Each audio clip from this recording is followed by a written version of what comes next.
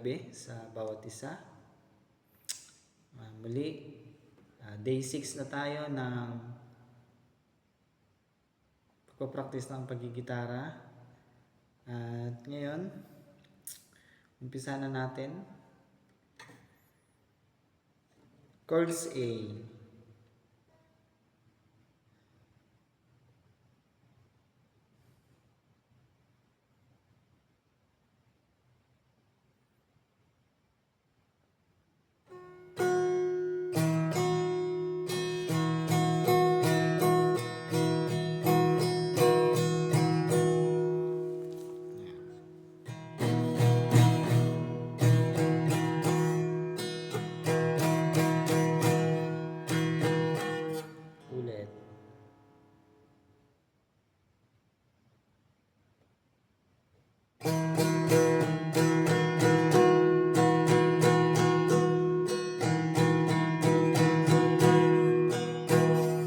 Medyo maayos-ayos na siya nung nakaraan kaysa ngayon yung tunog niya. At yun, chords C naman.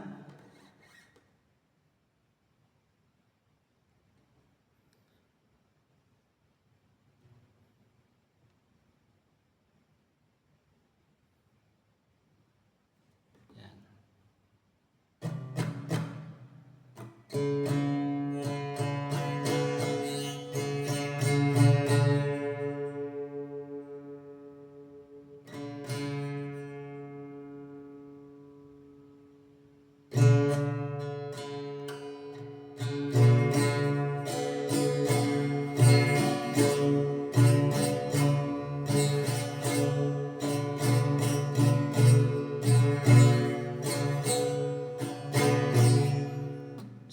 Maayos-ayos na din siya ng konti. Bagamat na pindot ko itong string 6 ay medyo maayos-ayos na siya. So yun, chord C.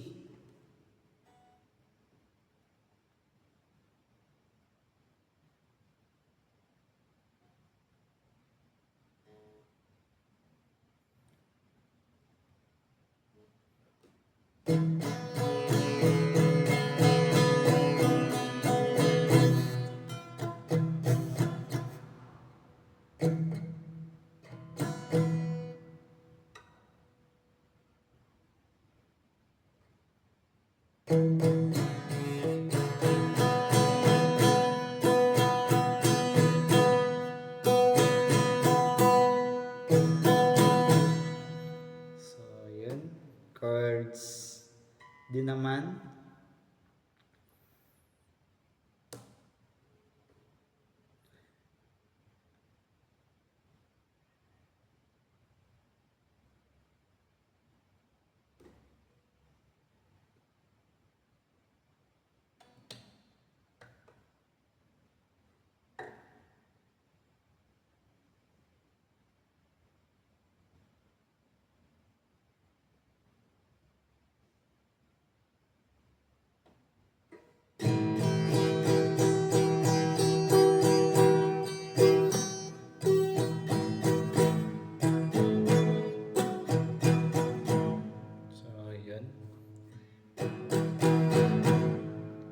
Medyo maayos-ayos na siya ng konti. Yung mula A, C, D.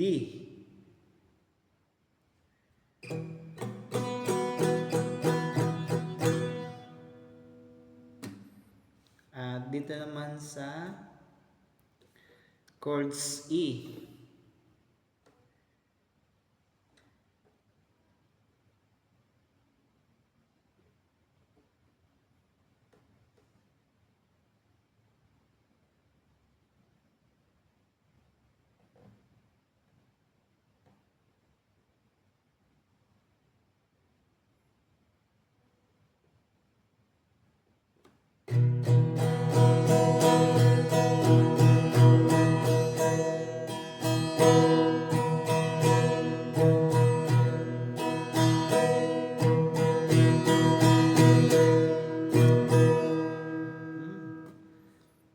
Ito din, medyo mais-ayos na rin siya ng konti kaysa nung nakaraan.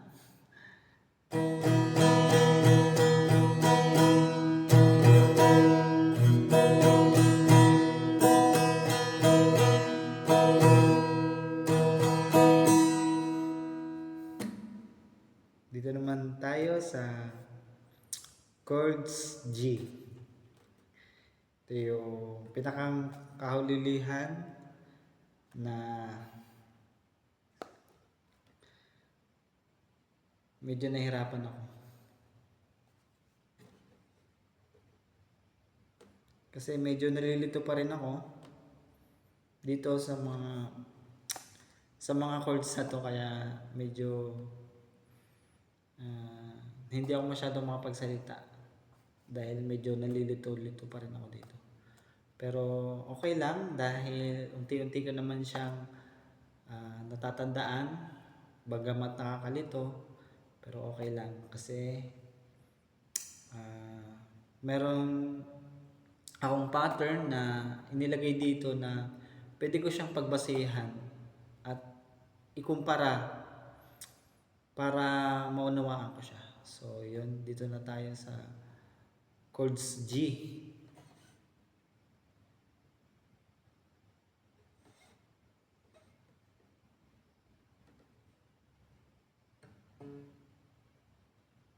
One, two, three, four.